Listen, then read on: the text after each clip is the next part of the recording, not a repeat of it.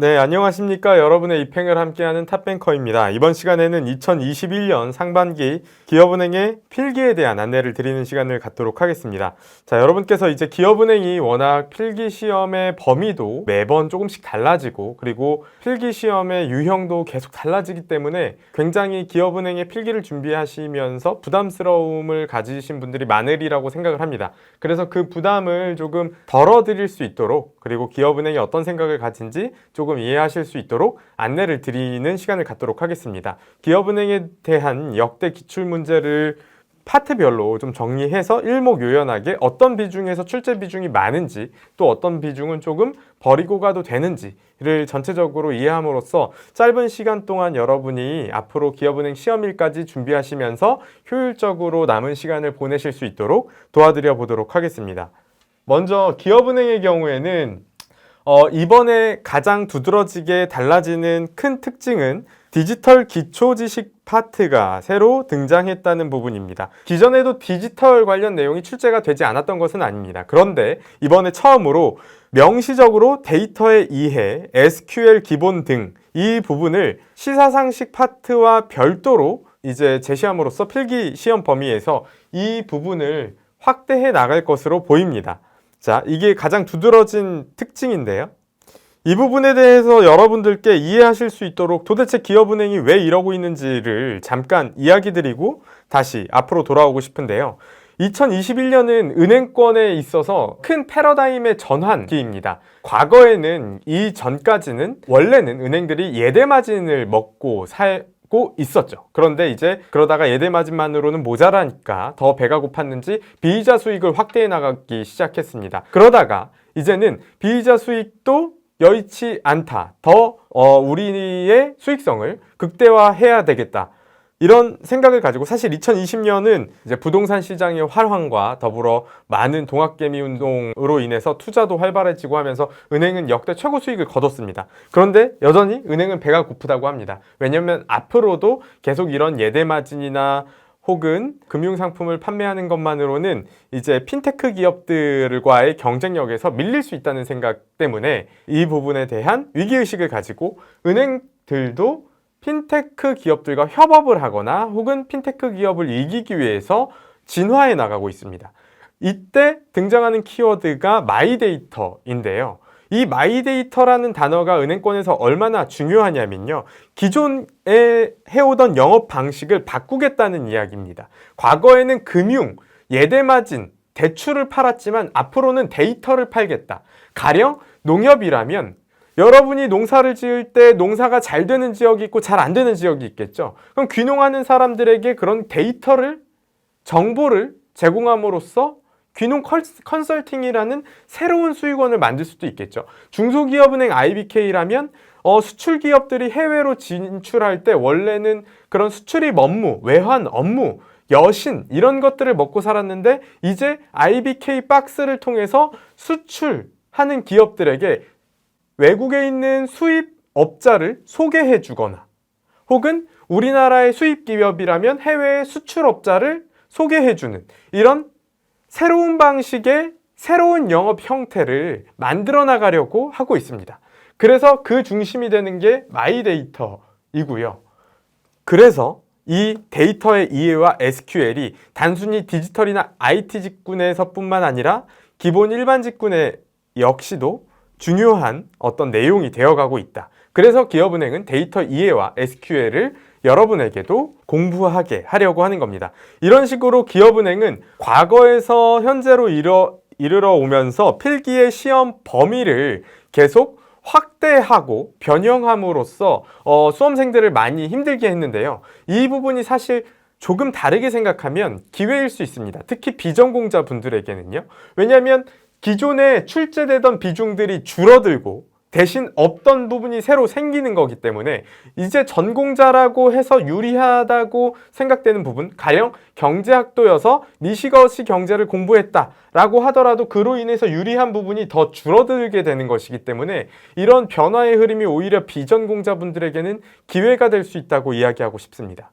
그래서 기업은행도 여기 보시는 것처럼 기업은행에서도 마이데이터 시대의 개막을 알리면서 기업은행 역시도 마이데이터 사업에 빠르게 진출을 하고 있는 모습을 보여주고 있습니다. 여기 이제 데이터 주권을 기업이 아닌 개인에게, 과거에는 데이터라는 것이 기업의 것이라고 생각을 했는데 이제는 개인정보, 개인의 것인데 이것들을 조금 더 혁신적인 서비스를 만드는데 활용할 수 있도록, 가령 여러분들이 매일매일 지하철을 타고 어디 학교를 혹은 학원을 왔다 갔다 한다. 그러면 지하철 할인이 많이 되는 카드를 여러분에게 추천할 수 있다면 그럼 보다 효율적인, 혁신적인 카드 영업을 할 수 있겠죠. 자, 이렇게 이제 일반 금융 영업 직군 역시도 그냥 무작정 금융상품을 고객에게 제공하는 것이 아니라 고객의 데이터, 이제는 마이데이터 시대이기 때문에 고객의 데이터를 바탕으로 고객에게 금융 영업을 하려는 생각을 가지고 있습니다. 예를 들면 세금과 관련된 컨설팅 같은 것도 서울에 있는 엄청 비싼 부동산의 아파트에 살고 있어서 그래서 매년 내야 되는 세금이 굉장히 많은 사람에게는 세금 컨설팅이 의미가 있을 수 있겠죠. 그럼 그런 고객들의 데이터를 가지고 어떤 고객이 얼마나 부동산 관련 세금을 내고 있는데 그걸 어떻게 줄여줄 수 있는지를 그 고객에게 제공해야 되겠죠. 그래서 세금에 대한 전문 지식을 가진 어떤 금융 전문 인력도 뽑고 있는 거고, 그리고 일반 금융 영업 직군 역시도 무작정 금융 영업을 하는 것이 아니라 고객별로 데이터에 맞추어서 금융 영업을 하기 위해서 점점 아까와 같은 데이터에 의해 SQL을 여러분께 물어보려고 하는 것이죠. 자, SQL이라는 건 데이터를 활용하는 어떤 언어라고 생각하시면 됩니다. 여러분이 이제 영어 공부를 하다 보면 문장의 오형식을 공부하잖아요. 문장의 오형식에 맞춰서 그래서 주어, 동사, 보어 이런 걸 넣으면서 문장을 만들듯이 데이터를 가지고 어떤 새로운 작업들을 해 나갈 때 지하철을 많이 탄 사람들 20, 30대를 뭔가 정렬한다던가 그 사람들이 주로 어떤 소비를 하는지를 찾아본다던가 이런 것들을 할 때 그 데이터를 가지고 일을 할 때 필요한 언어가 SQL이라고 간단하게는 생각하시면 됩니다. 본격적인 수업에서 SQL과 데이터의 이해는 세부적으로 다루도록 하겠습니다. 먼저 그래서 기업은행과 은행권이 이 마이데이터에 대해서 중요하게 생각하고 있고 여기서 새로운 먹거리가 쏟아져 나올 거라고 생각을 하기 때문에 그래서 이런 내용들을 기업은행뿐만 아니라 국민은행이나 그리고 하나은행 역시 물어보고 있습니다. 여기 하나은행 보면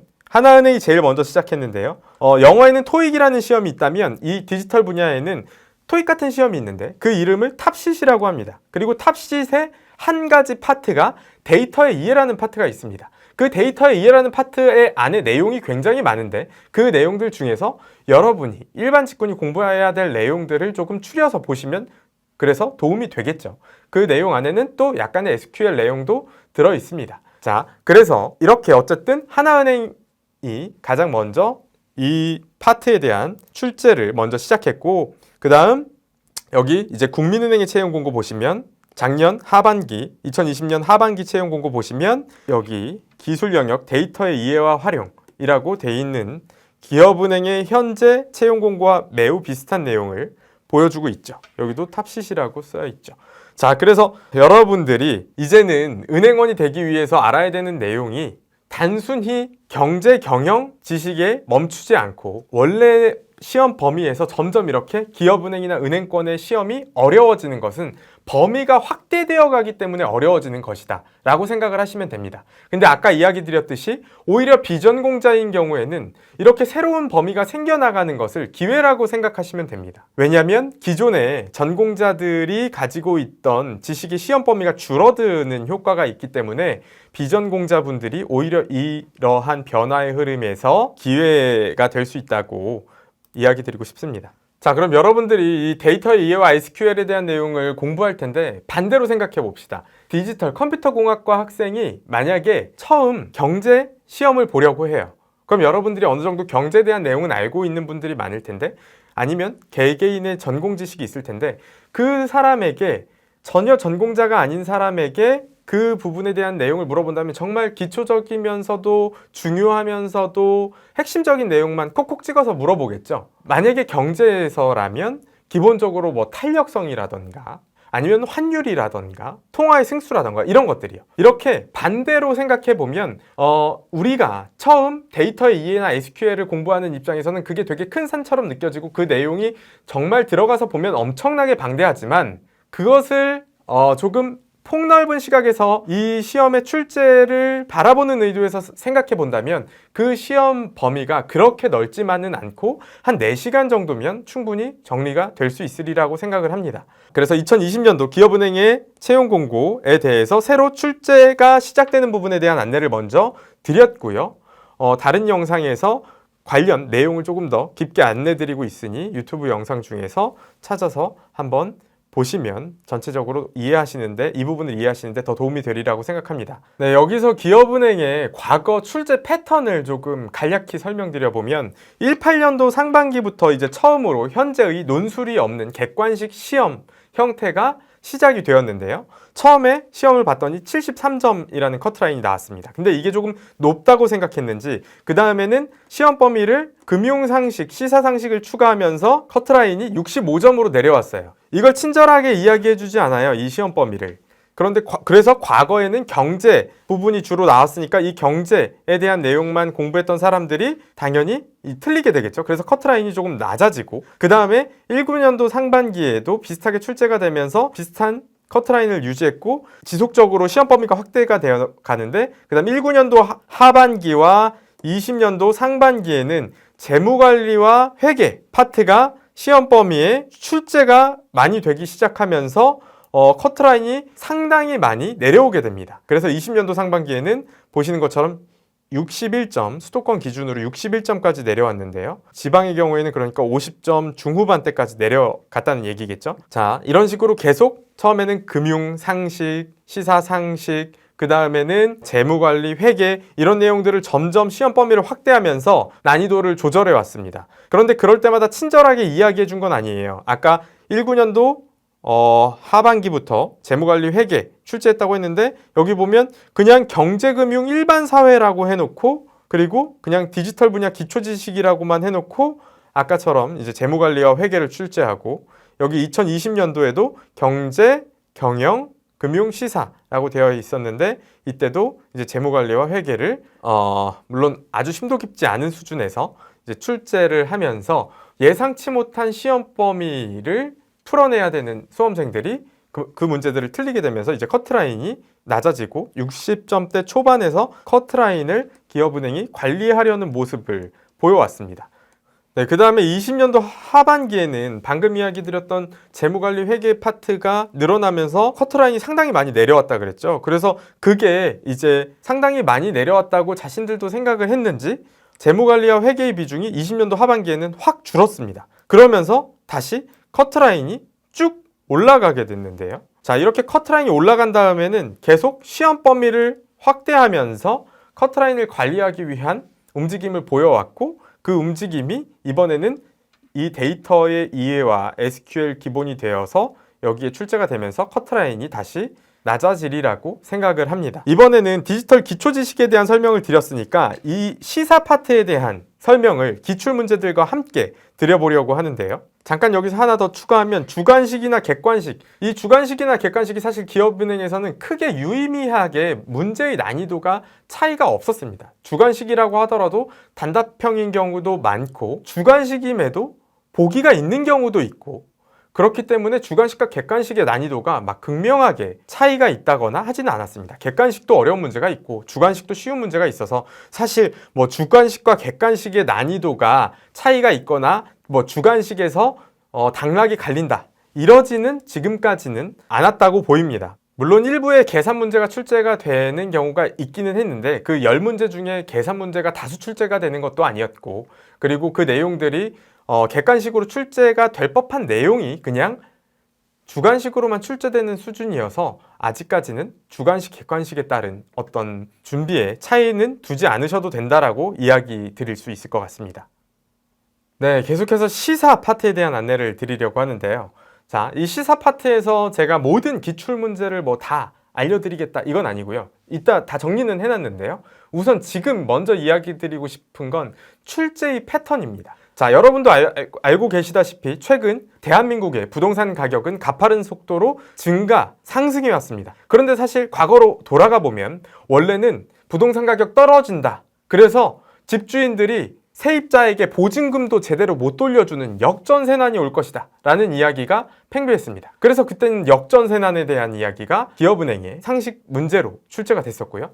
자, 그 다음 부동산 가격이 막 이제 올라가기 시작합니다. 그러면서 부동산 가격을 조절하기 위해서 부동산 살 때 소득 대비 부채, 인컴 대비 뎁, 부채, DTI라고 하는데 이 DTI로 대출을 받을 수 있는 사람들이 대출을 너무 많이는 받지 못하도록 관리를 하기 시작합니다. 그래서 이 DTI라는 내용이 처음에 기업은행 시험에 나왔고요. 이것도 나왔고 그 다음에 LTV, 론 투 밸류. 여러분도 이 정도는 아실 거라고 생각하는데 그냥 설명드려보면 부동산 가치가 10억이면 7억까지만 대출받아달라, 6억까지만 대출해주겠다, 5억까지만, 4억까지만 이렇게 해를 거듭하면서 계속 한 1억씩 낮아지면서 10%씩 떨어지면서 내가 사는 부동산의 가치 대비 대출받을 수 있는 비중이 점점 줄어들어 왔습니다. 그러니까 부동산 가격이 상승할수록 대출 규제나 이런 것들이 늘어간 거죠. 그 다음엔 DSR이 나오고요. 그래서 이런 것들이 계속 출제가 한 번씩 되고 그 다음에는 야, 대출 규제만으로도 안 되겠다. 너무 계속 부동산이 오르니까 우리 이제 세금을 늘리자라고 정부가 생각하게 됐습니다. 그래서 부동산 관련 세금을 늘리기 위해서 공시지가 현실화라는 이야기와 함께 세금을 매기는 기준이 되는 공시지가가 예를 들면 서울의 반포자이가 10억이어도 공시지가가 6억 이렇게 낮아져 있었는데 공시지가를 올리겠다, 공시지가 현실화를 하겠다 하면서 공시지가에 대한 내용이 또 필기시험에 나왔고요. 그 다음에는 최근에 여러분도 신문을 보시면서 아시겠지만 토지거래 허가제, 부동산을 사고 팔 때 이제 허락받게 하겠다. 이런 내용이 이제 시험에 나오고 그 다음에 지역별로 차등을 두죠. 지역별로 서울은 부동산 투기 열풍이 과하니까 더 많이 규제하고 지방은 덜 규제하고 이러면서 실제로 DTI나 LTV를 계산해서 대출 금액을 계산하는 문제가 이제 주관식에 출제가 되기도 하고 자, 그럼 앞으로는 뭐가 출제가 될 거냐? 시사에서. 근데 제가 정확하게는 모르겠지만 지금의 추이가 이제 대출 규제에서 세금 규제까지 시작이 되고 여기 아래 나오는 이야기와 같이 2021년 5월에 이제 세금 폭탄을 앞두고 있다. 양도세나 종합부동산세가 빠르게 늘어나갈 것이다. 자, 그럼 이제 이런 종부세나 양도세의 기준이라던가 종합부동산세가 어떤 의미냐? 라는 것, 이런 것들이 세금에 대한 내용들이 출제가 될 가능성이 많아지겠죠. 자, 여기 기사를 보면 2021년도 5월 기사, 다음 달부터 양도소득세 중과와 종합부동산세 인상이 시행되는 가운데 아파트 매물이 오히려 감소하고 있는 것으로 나타났다. 이런 내용이 나오는데요. 기사를 읽자는 건 아니고 이 흐름 안에서 계속 기출문제가 나오고 있다. 자, 여기서도 또 이야기 드리고 싶은 것이 자, 이런 내용들이 경제나 경영을 공부했다고 갑자기 알게 되나요? 혹은 금융을 전공했다고 이 내용들을 알고 있나요? 그건 아니죠. 새로 나오는 내용들이기 때문에 그래서 더더욱 이 시사 부분에서도 비전공자가 분리할 부분은 없습니다. 그냥 누가 더 최신 내용을 더 열심히 공부했는가, 이 누가 출제의 트렌드를 알고 있는가, 여기에서 성패가 갈리지 전공자냐 비전공자냐에서 성패가 갈리지 않는다라고 이야기 드리고 싶습니다. 계속해서 시사 부분에서 출제됐던 패턴을 함께 살펴보고 싶은데요. 먼저 쉬운 걸 봅시다. 코로나로 인해서 금융시장에 한번 코스피 급락이라는 피바람이 불었었죠. 그래서 많은 사람들이 이제 돈을 잃기도 하고 코스피가 급락하니까 그 기회를 틈타서 새로운 자금이 유입되면서 많은 사람들이 동학개미운동에 동참하기도 했습니다.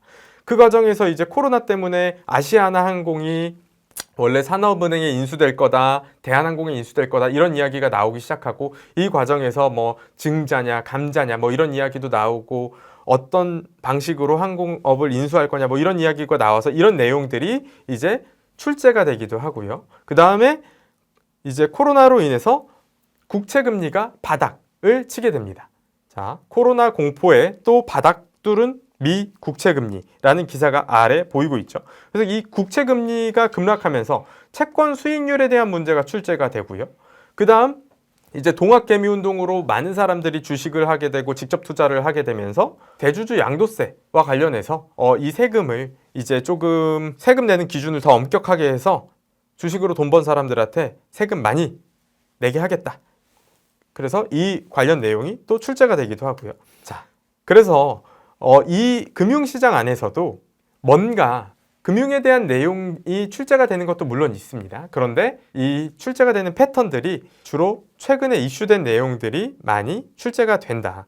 자, 그럼 최근에는 이제 이거는 아까 이야기 드린 과거의 출제 내용 알려드리기 위해서 2020년 3월 기사를 가지고 온 거고요. 그래서 이때 문제가 됐던 채권 수익률 관련 문제가 나왔다. 저런 문제가 나왔다. 자, 그 다음에 이제 최근에 이슈가 되는 내용들을 보면 이제 2023년부터 주식 양도세 물린다. 가상화폐도 과세한다. 이런 내용들이 나오고 있죠. 그럼 이런 내용들을 여러분이 조금 공부할 필요가 있겠죠. 이제 주식 공매도도 다시 재개한다. 라고 하는데 그럼 공매도에 대한 내용이 또 시험에 나올 수도 있는 거고요. 이렇게 이슈가 되는 내용들을 금융시장 안에서 이슈가 되는 내용들을 정리하시는 것이 여러분께 도움이 될 거다. 금융에 대한 모든 내용을 공부하면 좋겠지만 그게 어렵다면 이슈가 되는 내용들 위주로 공부한다면 보다 효율적으로 공부할 수 있다.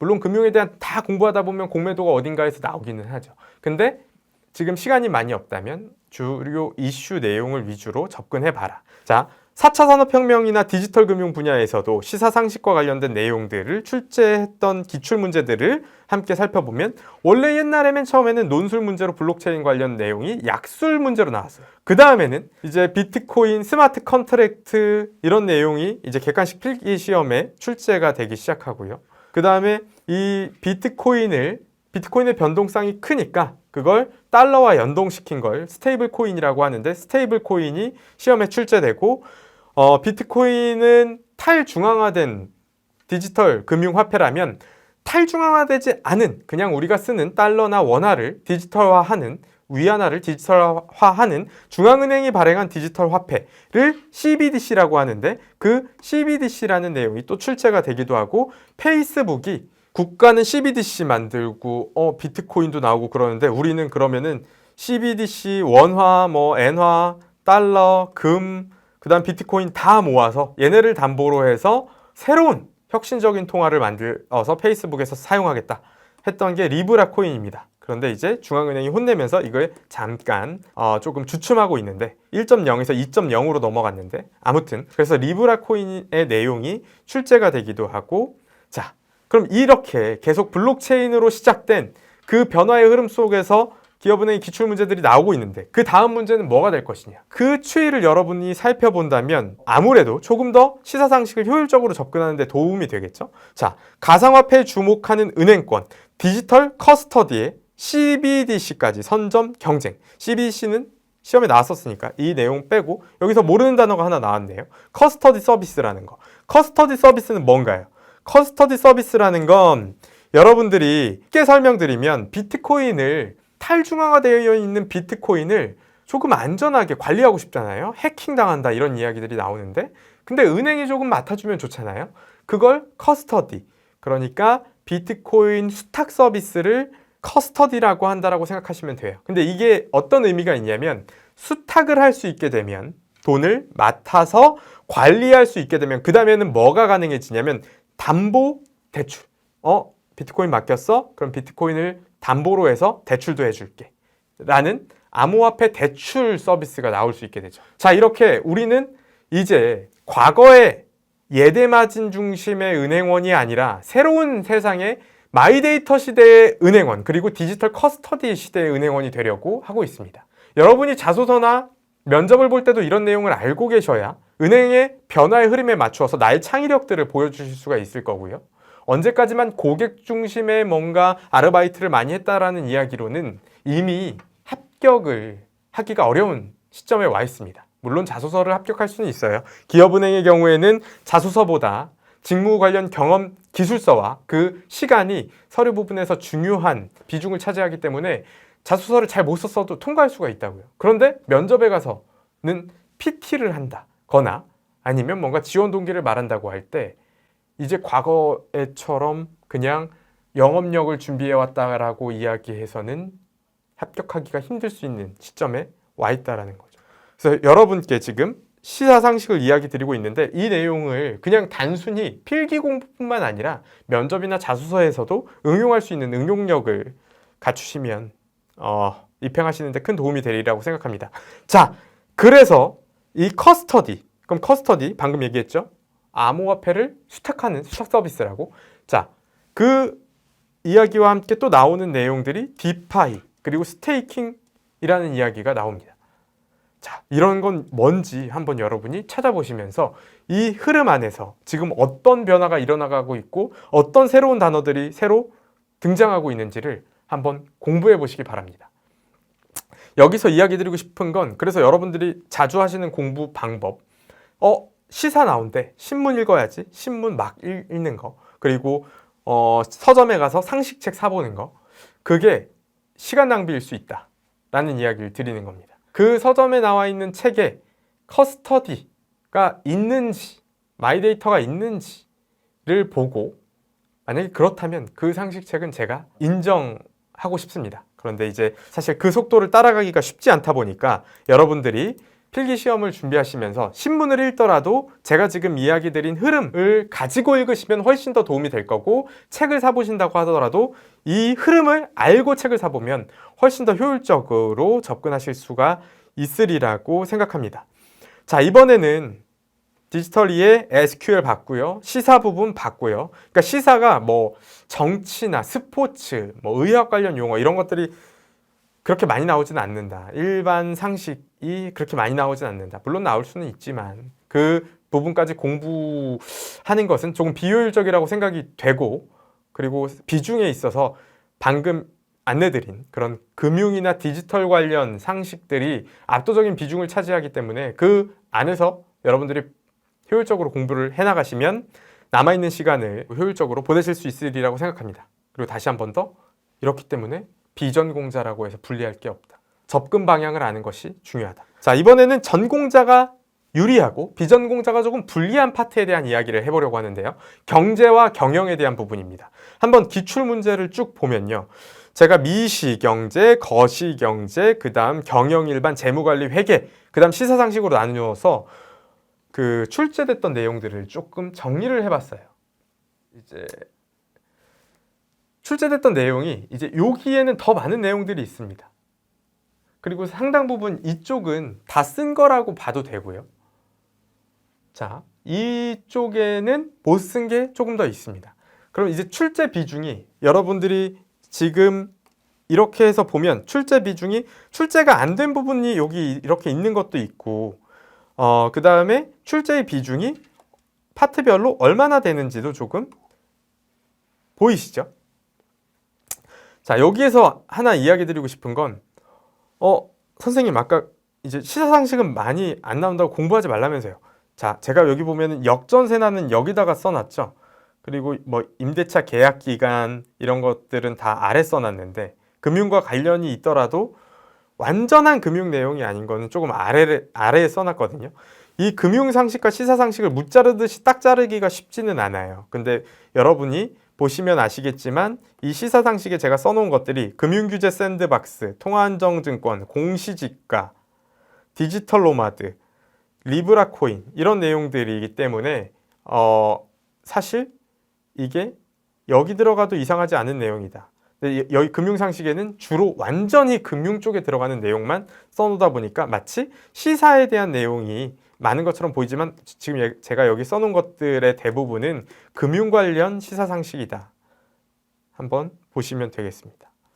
자, 그래서 여러분들이 이제 이렇게 보면 출제 비중을 어느 정도 가늠하실 수 있으리라고 생각을 하고, 근데 이건 전체적으로 18년도부터 조금 전체적으로 정리를 한 거다 보니까 어떤 때는 아까 이야기 드린 것처럼 재무관리나 회계가 많이 비중에서 출제가 된 경우도 있고 그래요. 그런데 전체적으로 봤을 때는 이러하다. 한 번을 놓고 보면 뭐 이제 어떤 때는 재무관리가 좀 많이 나왔다가, 어떤 때는 회계가 좀 많이 나왔다가, 어떤 때는 미시거시가 많이 나왔다가, 어떤 때는 상식이 많이 나왔다가 왔다 갔다 하는데 전체적으로 보면 이러하다. 그래서 이 내용은 이제 블로그에도 정리를 해 둘 테니까 세부적으로는 직접 살펴보시면 도움이 될 것 같습니다. 공부의 범위를 정하고 나아가시는데. 그리고 여기에서 하나 이제 이야기를 만약에 드린다면, 공부 범위를 줄이는 데 있어서 뭐 저쪽 미시거시에서 출제가 안 된 부분을 뭐 버리는 거 뭐 버려도 되죠. 근데 이제 저는 개인적으로는 물론 경영일반에서 이제 수합 분석이나 마케팅 관련 내용들이 출제가 된 적이 있는데, 출제가 종종 되는데요. 그 마케팅 관련 내용들이 나오더라도 이게 뭔가 신문에 나오거나 최근 이슈가 된 마케팅 용어를 고르라 이런 내용이거나 아니면 그냥 경영 전략 부분에서 수합 분석에 대한 내용이 출제되거나 이런 정도의 수준이어서 이 경영 일반의 시험 범위, 그러니까 경영 일반이라는 걸 다시 세부적으로 들어가서 보면 엄청나게 시험 범위가 또 많잖아요. 근데 그 비중에 비해서 출제되는 비중이 크지는 않기 때문에 경영에서 이 부분을 그렇게까지 심도 깊게 공부하는 것은 효율적이지 않으리라고 생각을 합니다. 오히려 차라리 그 시간에 새로 출제가 시작되고 다른 은행에서도 나오는 데이터의 이해와 SQL을 공부하는 것이 시간 대비 많은 문제를 맞출 수 있는 방법이라고 생각을 해서 개인적으로 비중은 이 부분이 조금 낮다고 이야기 드리고 싶은데, 이런 이야기는 굉장히 조심스럽고 또 갑자기 이번에 이 부분에서 문제가 막 출제가 될 수도 있겠죠. 마케팅 관련 용어가 출제가 많이 될 수도 있기 때문에 뭐 그에 대한 판단은 여러분이 스스로 하시는데, 주로는 이 마케팅 관련 내용들이 많이 나왔으니까 보시려고 한다고 하더라도 경영 일반 내용 전체가 아니라 마케팅 위주로 보시면 조금 더 효율적으로 시험 범위를 줄여가실 수 있으리라고 생각이 듭니다. 자, 이번에는 방금 이야기 드린 것처럼 전공자들이 조금 유리한 내용까지 모아서 한 번에 보고 있는데요.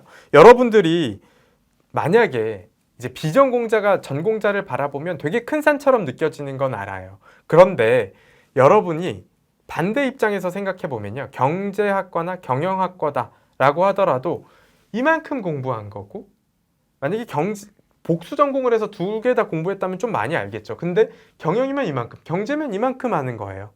그렇기 때문에 여기에다가 이제 새로운 부분이 출제가 많이 되고 있다고 했죠. 그리고 이 두 부분은 제가 기출문제를 많기 때문에 다 쓰지 못했다 그랬죠.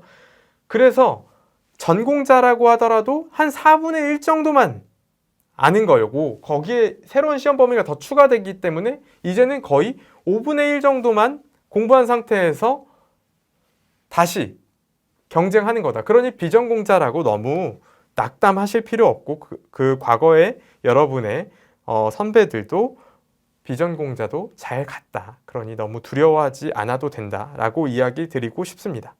그래서 비전공자가 특별히 분리할 게 없는데, 첫 번째는 시험 범위와 그 전공자들의 출제 비중 파트가 점점 적어지고 있고, 그다음 두 번째는 제로 베이스.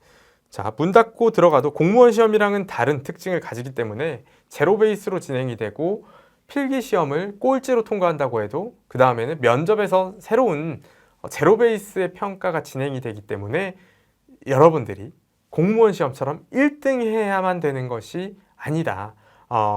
아직 그 다음 단계가 2단계나 남았다. 그래서 생각보다 필기 시험을 통과하는 것이 뭐 물론 당연히 어렵겠지만, 여러분이 막상 준비를 시작하고 나면 그렇게 엄청나게 오래 걸리지도 않고 엄청나게 전공자가 유리한 것도 아니라고 이야기를 드리고 싶습니다. 네, 그래서 5월 30일까지는 기업은행 필기에 집중해서 기업은행 필기 대비 버전으로 여러분들께 강의를 제공하고, 6월부터는 다시 전행 대비 버전으로 자동으로 신청하신 강좌가 변동되면서 새로 추가되거나 업데이트되는 내용들까지도 수강하실 수 있게 강좌가 구성되어 있으니 탑뱅커와 함께 입행을 준비하시면 되겠습니다. 자, 여기까지 해서 2021년도 기업은행의 필기 시험에 대한 안내를 마치도록 하겠습니다. 감사합니다.